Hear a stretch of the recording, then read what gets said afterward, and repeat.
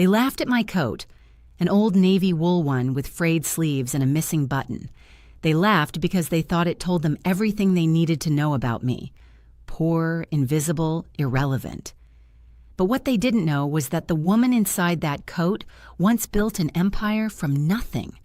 And that night, as I stood beneath that glittering chandelier, their laughter didn't break me.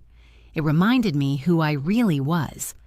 That was the moment I knew I had to take back control of what I'd lost: respect.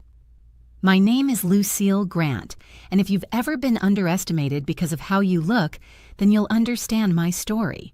Before I begin, tell me, where are you watching from? I always love knowing where my stories reach, because pain and pride sound the same in every corner of the world. Now let me take you back, before the humiliation, before the limousine, before the title Madam President meant anything to the people who mocked me.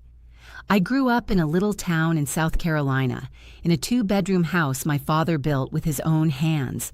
My mother sold pies at the church bazaar, and my father fixed cars from our dirt driveway. We didn't have much, but I learned early that dignity doesn't come from money. It comes from work done honestly and a name kept clean. When I was 17, I left home with one suitcase, $53, and a notebook full of dreams. I worked as a cleaner in a hotel by day and took business classes at night. The smell of polish and bleach became part of me. Every surface I scrubbed, I whispered to myself, one day, I'll own a place like this. Years later, after my husband Charles passed away, I poured every ounce of grief into work. I started a property management company from my kitchen table. No fancy investors, no shortcuts, just a phone, determination, and the memory of every door that had ever been shut in my face. The business grew slowly. I hired other women like me, widows, single mothers, women people ignored. We became a small family, and before long, that kitchen table dream turned into Grant Enterprises, one of the state's most respected real estate firms. But while I built the company, I tried to build something even more precious. My son, Michael. He was my pride, my reason to keep breathing when nights felt endless. I wanted him to have what I never did: ease, comfort, belonging. Maybe in giving him everything, I taught him to forget where we came from. When I finally retired, I thought peace would follow. I bought a modest little house on the outskirts of town, roses in the garden, a swing on the porch, silence inside. But silence is a lonely sound when you've spent your life building noise. Then Michael met Vanessa. She was beautiful, the kind of woman who looked expensive just by standing still. Her family was old money Charleston, the sort that dined with politicians and wore pearls to breakfast. When he brought her home for Sunday dinner, I could see it in her eyes. That quiet calculation, the kind that measures a person by what they wear, not who they are. She smiled politely, but her gaze lingered on my hands, still rough from years of labor, and on the simple furniture I'd chosen for comfort, not display. I told myself I was imagining it, but deep down, I knew. That night, as I washed the dishes alone, I caught my reflection in the kitchen window. The same woman I'd been for decades, strong, steady, and perhaps a little too humble. I didn't know then that humility would soon be mistaken for weakness, and that misunderstanding would tear my heart wide open before it set me free. The first time Vanessa truly revealed who she was, it wasn't through her words. It was through her silence. Silence that dripped with judgment. Silence that made me feel like the wallpaper in my own home. It was a warm Saturday afternoon, the kind where the sunlight turns golden and every sound feels softer. Michael had called earlier in the week and said cheerfully, "Mom, Vanessa wants to visit. She's been dying to see the house I grew up in." I smiled at the thought. Maybe this was my chance to get to know her better, to show her that warmth can live even in a modest home. I spent the morning baking her favorite, or at least what I'd been told was her favorite, a lemon chiffon pie. The good plates came out of the cabinet, the ones with the tiny cracks along the edges that held more stories than most people's lives. When they arrived, Vanessa stepped inside first. Her heels clicked on the hardwood, echoing louder than her greeting. "Wow," she said slowly, eyes scanning the living room like a critic appraising a painting. "This place is quaint." Quaint. The word felt like a pin through my chest. Michael followed behind her, grinning in that boyish way that always softened me. "She's been excited to meet you again, Mom," he said, setting a small bouquet of lilies on the table. Vanessa's smile didn't reach her eyes. "We brought flowers," she added. "They'll brighten up the space." I thanked her, even though I didn't need brightening. Not from her. The sun coming through my window had always been enough. As the afternoon went on, I tried my best. We sat for tea and I told stories about how Michael once sold lemonade to passing cars, or how Charles had built the swing on the porch with his own hands. Vanessa nodded politely, her eyes flicking toward her phone every few minutes. At one point, she whispered something to Michael. He chuckled, but it was nervous, almost apologetic. I pretended not to notice. Then, when she thought I'd stepped into the kitchen, I heard it. Her voice. Smooth, amused, careless. "Your mother's house smells like old books and dust. It's so tiny, Michael. I can't believe you grew up here." My hands froze around the teapot. "Vanessa," he whispered back, "don't say that. She can hear you." "Well, maybe she should," she said. "It's like stepping into another century." I stayed in that kitchen longer than necessary, staring at the pie on the counter. The smell of lemons and sugar filled the room, but it suddenly felt too sweet, too heavy. When I returned, they both straightened up like children caught misbehaving. "Everything all right?" I asked gently. "Of course," Vanessa smiled, voice coated in honey. "We were just talking about how cozy everything is." Cozy. Another pin. I sat with them a while longer, but her laughter, high and practiced, never reached the heart of the conversation.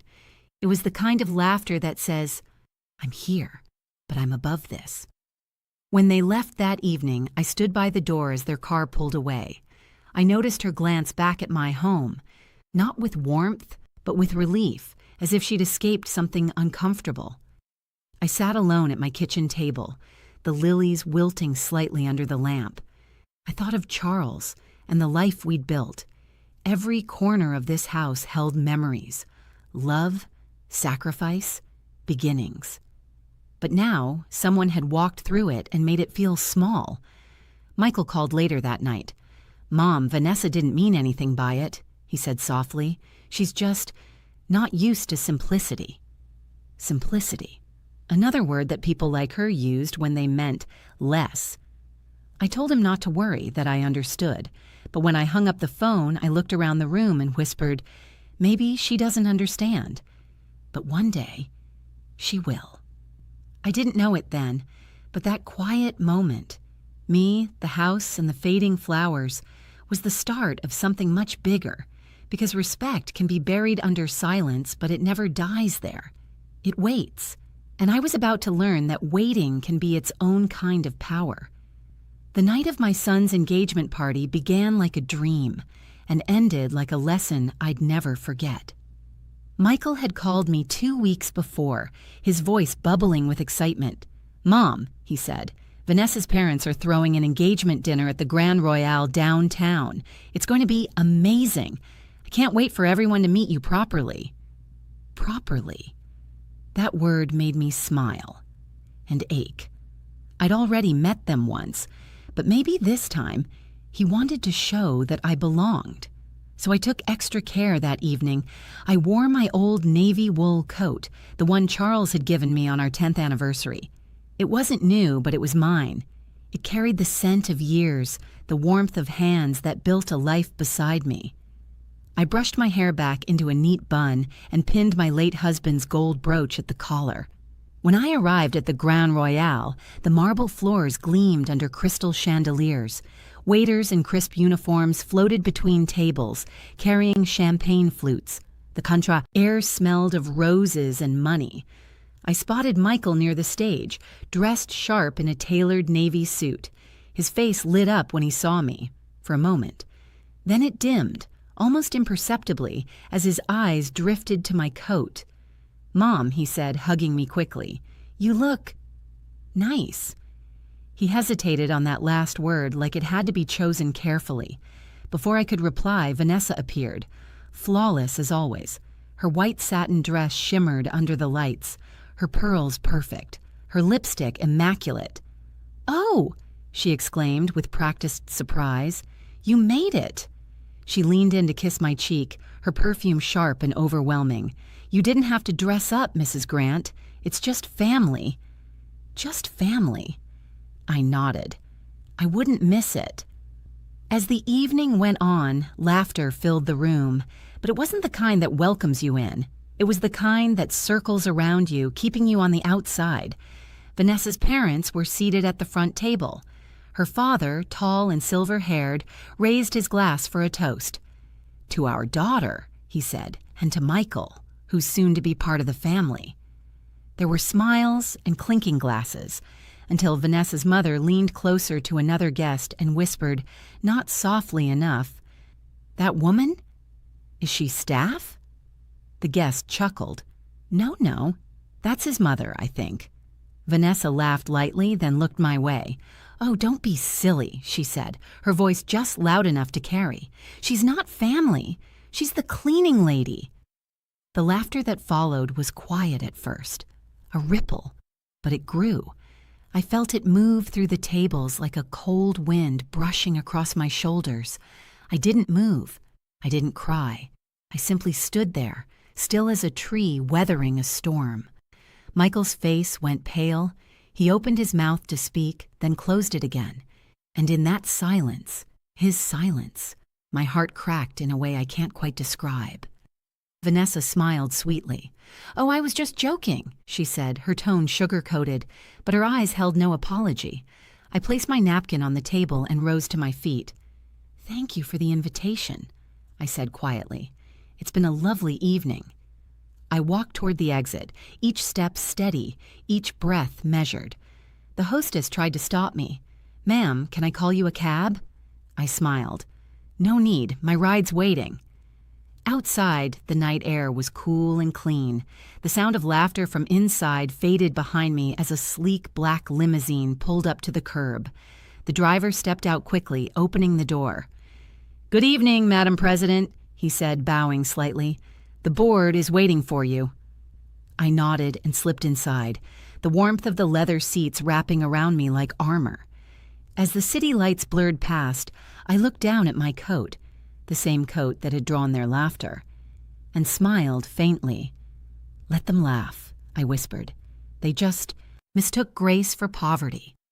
That was the moment I decided the world needed reminding, that you can't measure a woman's worth by what she wears, not when her silence holds more power than their laughter ever will.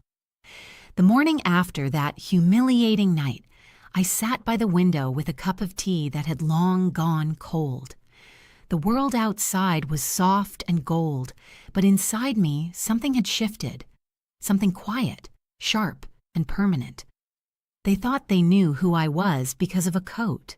They thought my silence meant shame, but silence, I've learned, can be the loudest language of all.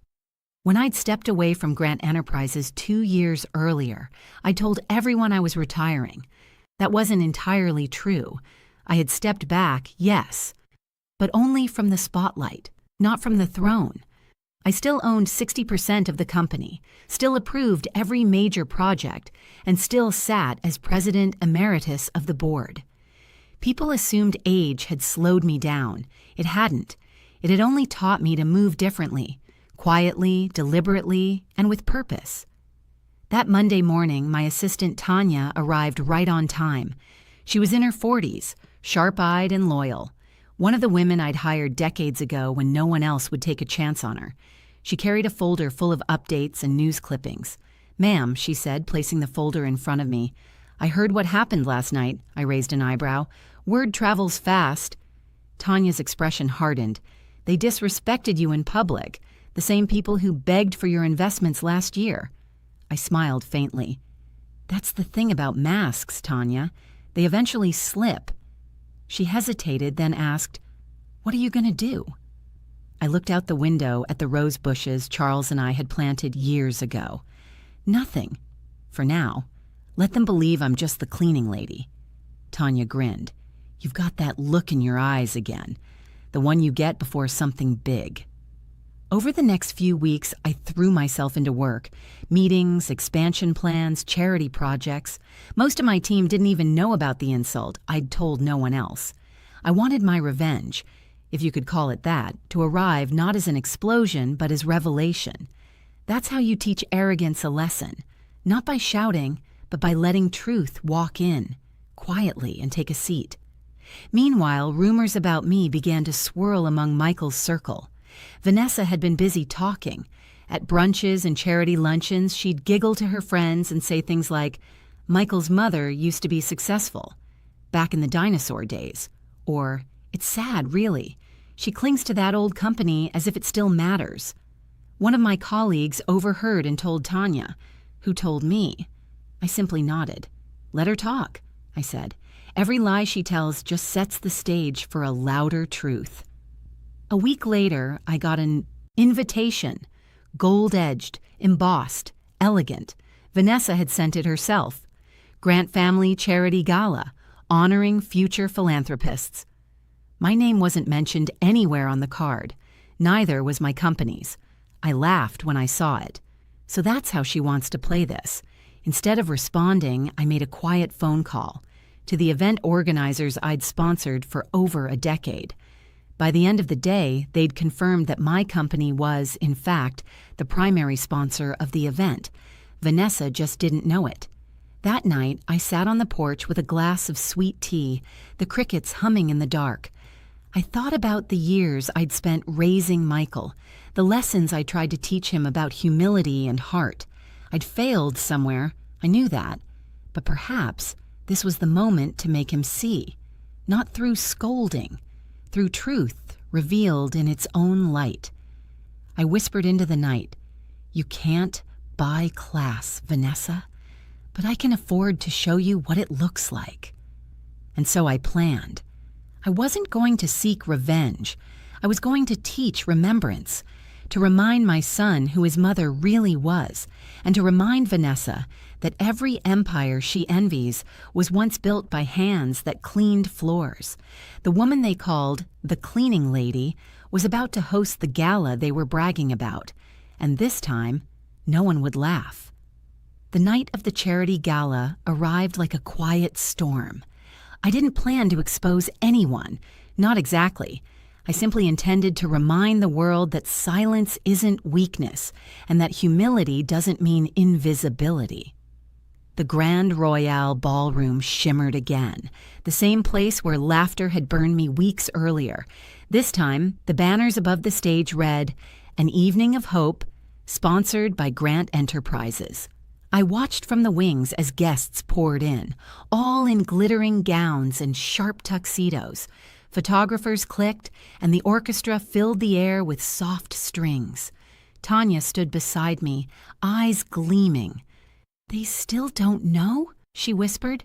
"Not yet," I said, adjusting the same navy coat they'd once mocked. "Let's keep it that way."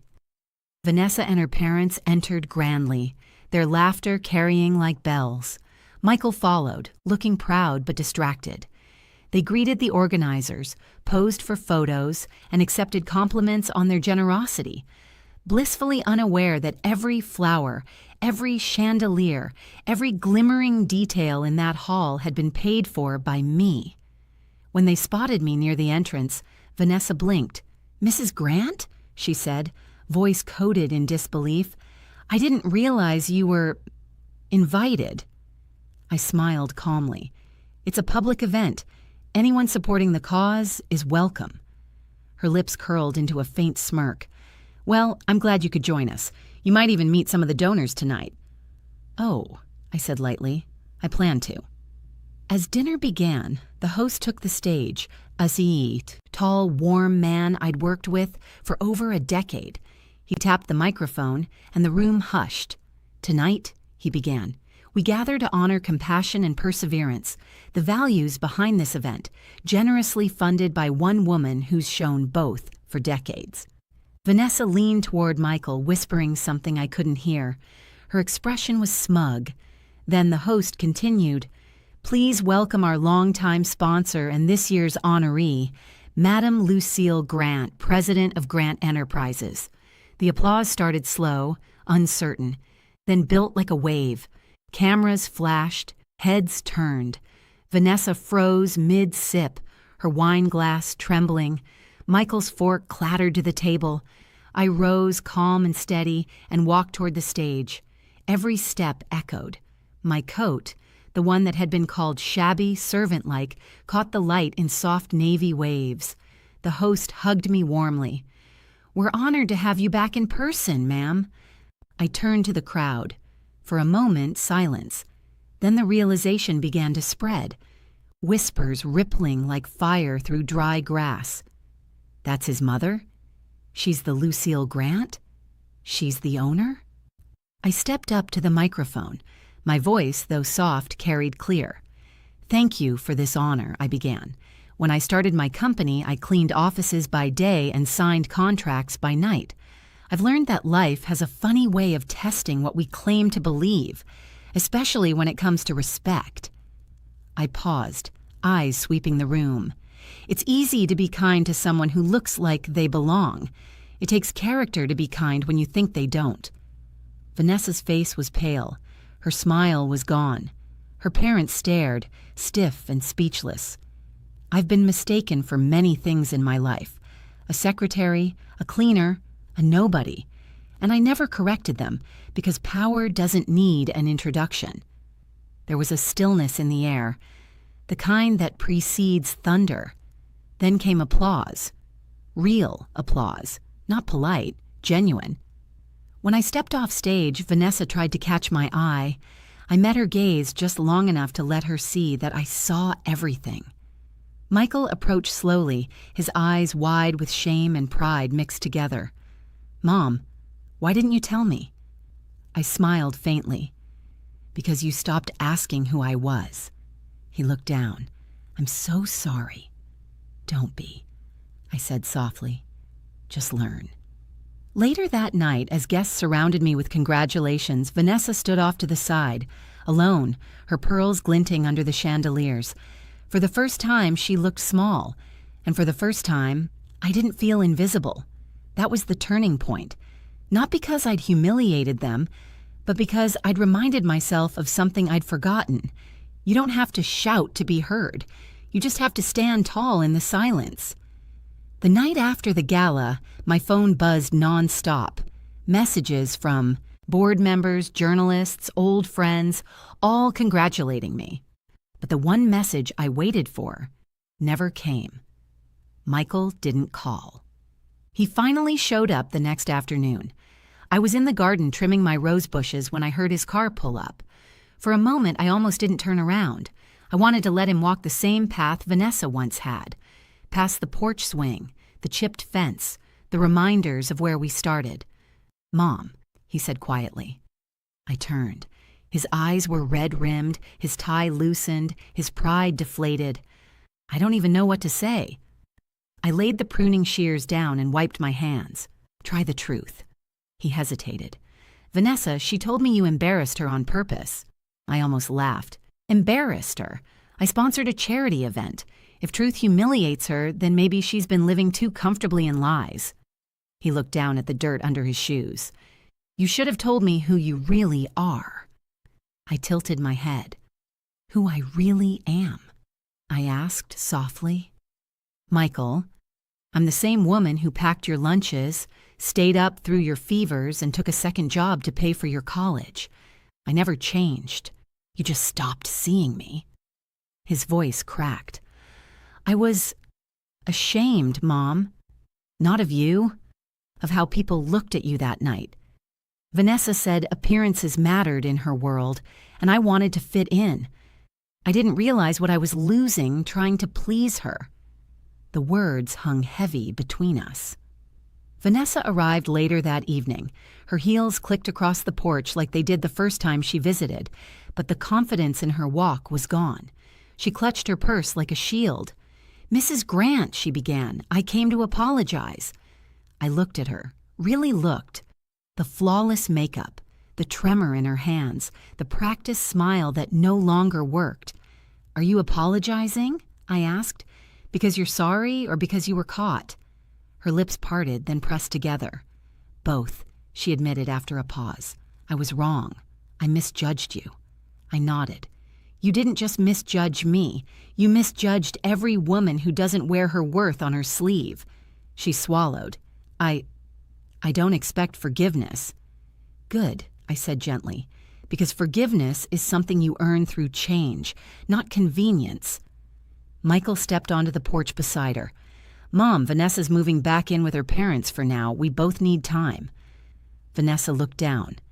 "I wish you nothing but peace," she whispered before walking back toward her car. The moment she drove off, the silence settled between us like dust after a storm. A few weeks later, news spread that the engagement had quietly ended. Michael returned to his work, but this time something in him had softened. He began stopping by my office at the company more often, asking questions, listening. He'd finally seen what respect built. And what? Arrogance destroyed. One afternoon, as we reviewed some files, he said, "Mom, you've been leading with grace all your life. I just didn't recognize it." I smiled faintly. "That's the trouble with grace, son. It rarely announces itself." When Vanessa's name came up again, a rumor, a headline, some new socialite drama, I didn't flinch. I'd already let it go. My revenge hadn't been her humiliation. It was my peace. I'd shown her, and my son, that dignity doesn't need defense. It just needs to stand still long enough for truth to arrive. As I sat on my porch that evening, the sunset painting the sky in orange and gold, I whispered to myself, sometimes silence teaches louder than anger ever could. And for the first time in a long time, I felt the quiet wasn't empty. It was victory. The months that followed felt different, not softer, but steadier. The kind of peace that doesn't come from pretending things never happened, but from knowing you've survived them and chosen to stay kind anyway. Michael began stopping by every Sunday, not out of obligation, out of genuine care. He'd sit on the porch swing with me, the same one his father built decades ago, and we'd watch the sun dip behind the trees. Sometimes we'd talk about work, sometimes about nothing at all. He started asking about my early years at the company, about the deals I closed when no one believed in me. "You did all that without investors?" he asked one day, wide-eyed. I smiled. "Just grit, prayer, and a whole lot of unpaid sleep." He chuckled softly. "You make it sound easy." "Oh no," I said, shaking my head. "It was brutal. But so is life for anyone who refuses to stay small." That line made him go quiet. I saw it in his face, the realization that for years he'd mistaken quiet for weakness. A few weeks later, he brought me a gift, a simple, elegant box wrapped in navy ribbon. Inside was a brand new wool coat, dark blue, tailored, strong. "I know it'll never replace the old one," he said, "but I wanted you to have something that reminds you of what that coat stood for, not what they thought it meant." My throat tightened. "Michael." He looked down, his voice trembling. "I can't erase what happened, but I can make sure I never let anyone treat you like that again." I touched his cheek and smiled. "Son, you don't need to protect me. Just remember me. That's all I ever wanted." As winter gave way to spring, I found myself returning to the office more often, not to lead, but to guide. I mentored young women who reminded me of myself years ago, weary, hopeful, underestimated. Every time one of them said, "I don't think I'm strong enough," I'd smile and tell them, "Strength isn't about shouting. It's about showing up when they least expect you to." One afternoon, as I watched those women file into a meeting, confident and ready, I realized something beautiful. All those years of silence, of swallowing pride, of standing still while others laughed. They hadn't diminished me. They'd seasoned me. Vanessa never reached out again, and honestly, I didn't need her to. Not every story ends with reconciliation. Some just end with clarity, and that's enough. I heard later that she'd moved to New York, working for a design firm her father bought her. I wished her well, quietly. Life has its own way of teaching the lessons we refuse to hear. As for me, I kept moving. Slower now, but with more intention. The garden bloomed again, the roses fuller than ever.